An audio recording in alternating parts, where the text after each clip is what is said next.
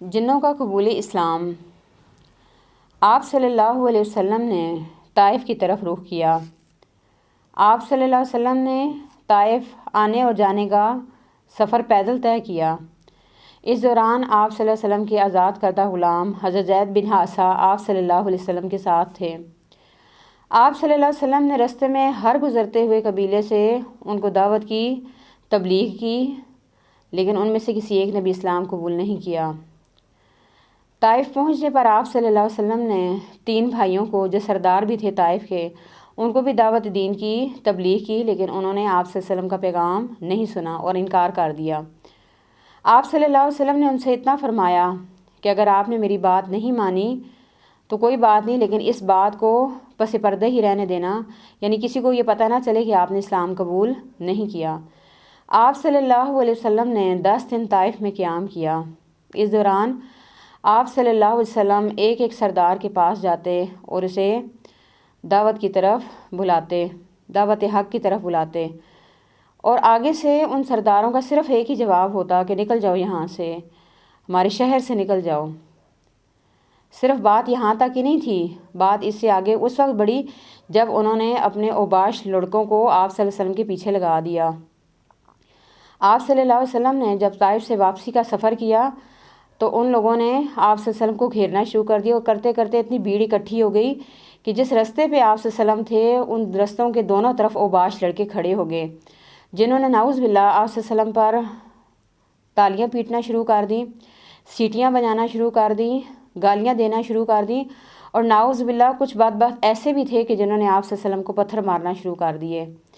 حضرت زید آپ صلی اللہ علیہ وسلم کو بچاتے بچاتے خود بھی زخمی ہو گئے، اور وہ ایسے بدبخت تھے کہ جو آپ صلی اللہ علیہ وسلم کی ایڑیوں کو تاک تاک کے پتھر مارتے تاکہ آپ صلی اللہ علیہ وسلم چل نہ سکیں، یہاں تک کہ آپ صلی اللہ علیہ وسلم کے ٹخنوں سے اتنا خون نکلنے لگا کہ جوتیاں خون سے تر ہو گئیں۔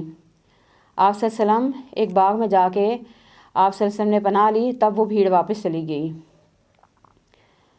اس باغ کے مالک نے جب یہ دیکھا تو اس کو آپ صلی اللہ علیہ وسلم پر رحم آ گیا، تو اس نے اپنے غلام جو اداس تھا اس کو آپ صلی اللہ علیہ وسلم کی طرف انگور کا گچھا دے کے بھیجا۔ تو آپ صلی اللہ علیہ وسلم نے بسم اللہ کر کے جب انگور کھانا شروع کیا تو اس نے کہا کہ یہ جو کلمہ آپ کے منہ سے میں نے سنا ہے یہ یہاں کے لوگ نہیں بولتے۔ تو آپ صلی اللہ علیہ وسلم نے ان سے پوچھا کہ آپ کون سے علاقے کے ہیں؟ انہوں نے کہا میں عیسائی ہوں اور میں نینوا کا رہنے والا ہوں۔ تو آپ صلی اللہ علیہ وسلم نے فرمایا آپ یونس بن متہ کی قوم سے ہیں؟ تو انہوں نے کہا کہ آپ ان کو کیسے جانتے ہیں؟ آپ صلی اللہ علیہ وسلم نے فرمایا وہ میرے بھائی تھے اور وہ بھی نبی تھے اور میں بھی نبی ہوں۔ اب ربیہ کے دونوں بیٹے اداس کا یہ سارا معاملہ دیکھ رہے تھے، تو ان کو یہ شک ہوا کہیں یہ جو شخص آیا ہوا ہے محمد صلی اللہ علیہ وسلم، یہ کہیں ہمارے جو غلام ہے اس کو ہی دین سے نہ پھیر دے۔ پھر آپ صلی اللہ علیہ وسلم وہاں پہ بیٹھے ہوئے تھے تو آپ صلی اللہ علیہ وسلم نے دیکھا کہ آپ کے اوپر ایک بادل کا ٹکڑا ہے۔ آپ صلی اللہ علیہ وسلم نے جب غور سے دیکھا تو وہ حضرت جبرائیل علیہ السلام تھے، اور وہ اپنے ساتھ پہاڑوں کا فرشتہ لے کے آئے ہوئے تھے۔ پہاڑوں کے فرشتہ نے عرض کیا اللہ کے رسول اگر آپ اجازت دیں تو میں ان طائف والوں کو 2 پہاڑوں کے درمیان پیس کے رکھ دوں۔ تو آپ صلی اللہ علیہ وسلم نے فرمایا نہیں، ہو سکتا ہے کہ ان کی نسلوں میں سے کوئی اسلام قبول کرے، اور کہا جاتا ہے کہ محمد بن قاسم جنہوں نے سندھ فتح کیا تھا وہ طائف والوں کی نسل میں سے تھے۔ پھر آپ صلی اللہ علیہ وسلم نے وادی نخلہ کا رخ کیا، اور وہاں پہ جا کے جب آپ صلی اللہ علیہ وسلم نے نماز پڑھی تو وہاں پہ جنوں کی ایک جماعت گزر رہی تھی جس کا ذکر قرآن پاک میں آتا ہے۔ اللہ تعالیٰ فرماتے ہیں سورہ الاحقاف اور سورہ جن میں ان آیات کا ذکر ہے، اور جب ہم نے آپ صلی اللہ علیہ وسلم کی طرف جنوں کے ایک گروہ کو پھیرا کہ وہ قرآن سنیں، تو جب وہ تلاوت قرآن کی جگہ پہنچے تو انہوں نے آپس میں کہا انصتوا قالوا انصتوا، کہ چپ ہو جاؤ۔ اب دیکھیں جن ہیں پہلی دفعہ قرآن سن رہے ہیں اور قرآن ان کے دلوں پر ایسا اثر کیا کہ کہتے ہیں کہ چپ ہو جاؤ۔ ہم اپنا اگر رویہ دیکھیں تو ہم کیا کرتے ہیں؟ قرآن پاک کی تلاوت لگی ہوئی ہو، اللہ رسول کا نام لیا جا رہا ہو، اذان ہو رہی ہو، تو کیا ہم خاموش ہوتے ہیں؟ ہم نے ٹی وی لگایا ہوا، موبائل پہ دیکھ رہے ہوں کچھ، تو آواز بند کر دیتے ہیں لیکن خاموش نہیں ہوتے، نہ خود خاموش ہوتے ہیں اور نہ ہمارے ٹی وی بند ہوتے ہیں اور نہ ہمارے موبائل بند ہوتے ہیں۔ اسی لیے قرآن ہمارے دلوں پہ اثر ہی نہیں کر رہا۔ غیر مسلم ایک آیت سنتے ہیں، تو ان کی زندگی ایسے بدلتی ہے کہ وہ اسلام قبول کر لیتے ہیں، اور ہم ساری زندگی قرآن پاک ختم کرنے پہ لگے رہتے ہیں، کئی سو ہم قرآن پاک ختم کر دیتے ہیں، لیکن قرآن پاک کی کوئی ایک آیت بھی ہمارے اوپر اثر نہیں کرتی۔ تو جنوں کو دیکھیں، پہلی دفعہ انہوں نے قرآن سنا اور کہتے ہیں انصتو، خاموش ہو جاؤ۔ پھر جب اس کی تلاوت پوری کی جا چکی تو وہ اپنی قوم کی طرف عذاب الہی سے ڈرانے والے بن کر پلٹ گئے، یعنی جو ہی سنا تو انہوں نے انتظار بھی نہیں کیا اور فوراً اپنی قوم کی طرف واپس پلٹے اور ان کو ڈرانے والے بن گئے۔ انہوں نے کہا، اے ہماری قوم، ہم نے ایک کتاب سنی ہے جو موسیٰ کے بعد نازل کی گئی ہے۔ اس کا مطلب ہے جنوں کے پاس غائب کا علم نہیں ہوتا، اور ان جنوں کو یہ معلوم نہیں تھا کہ حضرت موسیٰ کے بعد حضرت عیسیٰ علیہ السلام بھی دنیا میں آئے تھے۔ ان کے پاس انجیل آئی تھی، نہ حضرت عیسیٰ علیہ السلام کے بارے میں ان کو پتہ تھا، اور نہ دوسری جو کتابی آسمانی کتاب نازل ہوئی تھی انجیل، اس کے متعلق معلوم تھا۔ تو اس لیے وہ کہہ رہے ہیں کہ ایک کتاب نازل ہوئی ہے انزل من بعد موسیٰ، جو موسیٰ کے بعد نازل کی گئی ہے، اس سے اپنے سے پہلے کی تصدیق کرنے والی ہے، حق اور راہ راست کی طرف رہنمائی کرتی ہے۔ یعنی وہ سمجھ گئے کہ اس کتاب کا مقصد کیا ہے، اس کتاب کو کیوں نازل کیا گیا ہے، کہ سیدھے راستے کی طرف رہنمائی کرنے والی ہے۔ پہلی دفعہ میں ہی سمجھ گئے، اور ہم ابھی تک نہیں سمجھے کہ ہمارے اوپر قرآن پاک کیوں نازل کیا گیا ہے۔ ہم ساری زندگی صرف ناظرہ کرتے رہتے ہیں، ہماری اتنی زندگیاں ہو گئی ہیں، کبھی ہم نے سوچا کہ ہم ایک دفعہ زندگی میں ایک دفعہ قرآن پاک کو ترجمے اور تفسیر کے ساتھ پڑھ لیں، فرقہ واریت سے ہٹ کے کوئی چیز حاصل کر لیں، کیونکہ قیامت والے دن ہم سے یہ نہیں پوچھا جائے گا کہ تم کون سے فرقے سے ہو، صرف ایک سوال ہوگا، کیا میرے نبی کی پیروی کی تھی، کیا میرے نبی کا طریقہ اختیار کیا تھا؟ تو کیا کرتی ہے؟ راہ راست کی طرف رہنمائی کرتی ہے، اے ہماری قوم، اللہ کی دائی کی بات مان لو اور اس پر ایمان لے آؤ۔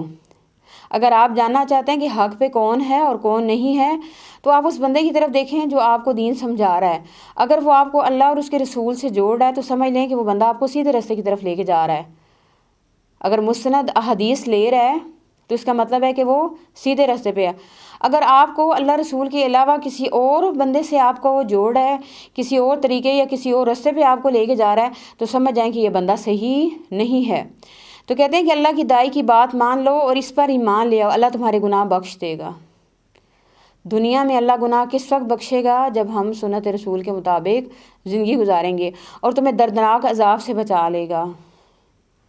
ساتھ وہ سمجھ گئے کہ کیا مقصد ہے اس کا، کہ اس کتاب پہ عمل کر کے نبی کی بات مان کے ہم کس سے بچ جائیں گے؟ دردناک عذاب سے بچ جائیں گے۔ پھر سورہ جن کی آیات ہیں، آپ کہہ دیں میری طرف یہ وحی کی گئی ہے کہ جنوں کی ایک جماعت نے قرآن سنا اور باہم کہا ہم نے ایک عجیب قرآن سنا ہے جو راہ راست کی طرف رہنمائی کرتا ہے، ہم اس پر ایمان لے آئے اور اپنے رب کے ساتھ ہرگز کسی کو شریک نہیں کر سکتے۔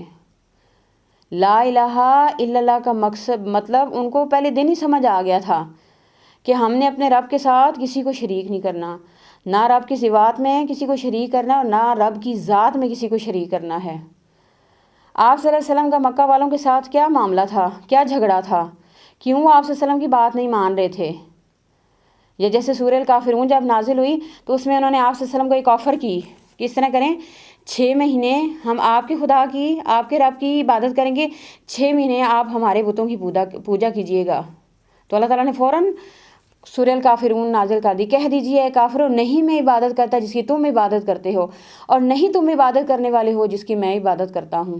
پھر آخر میں کہا تمہارے لیے تمہارا دین، میرے لیے میرا دین۔ اللہ کے ساتھ ہم نے کسی کو شریک نہیں ٹھہرانا۔ کوئی بھی چیز، خواہ زمین کے اوپر ہو، خواہ زمین کے نیچے ہوں، زندہ ہوں، مردہ ہوں، لکڑ کے ہوں، پتھر کے ہوں یا کسی بھی چیز کے ہوں، کسی بھی لحاظ سے ہم نے اللہ کے ساتھ کسی کو شریک نہیں کرنا۔ مانگنا ہے تو ڈائریکٹ اللہ سے مانگنا ہے۔ دعاؤں کی قبولیت کے لیے آپ صلی اللہ علیہ وسلم پہ کثرت سے درود بھیجنا ہے، اسی میں ہماری کامیابی ہے۔ تو انہوں نے کیا کہا کہ ہم اپنے رب کے ساتھ ہرگز کسی کو شریک نہیں ٹھہراتے۔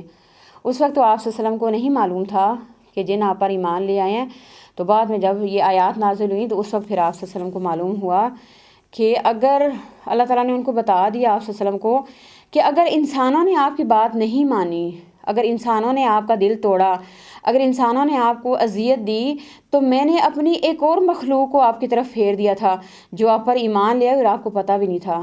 اس کے بعد کافی زیادہ واقعات احادیث میں ایسے ملتے ہیں کہ جسے یہ بات پتہ چلتی ہے کہ اس کے بعد جو جنات ہیں وہ آپ صلی اللہ علیہ وسلم کے پاس آتے رہے تھے۔ جیسا کہ صحابی کے بارے میں آتا ہے کہ کہتے ہیں کہ اللہ کے رسول رات کے وقت مجھے کسی جگہ لے کے گئے اور آپ صلی اللہ علیہ وسلم نے ایک لکیر کھینچ دی اور کہا کہ کچھ بھی ہو جائے آپ نے اس لکیر سے آگے نہیں آنا۔ اور کہتے ہیں جب اللہ کے رسول مجھے چھوڑ کے میری آنکھوں سے جب اوجھل ہو گئے تو بہت زیادہ شور کی آواز آنا شروع ہو گئی۔ تو کہتے ہیں میں ڈر گیا، میں نے سمجھا کہ نعوذ باللہ آپ صلی اللہ علیہ وسلم کے اوپر کسی نے حملہ نہ کر دیا ہو۔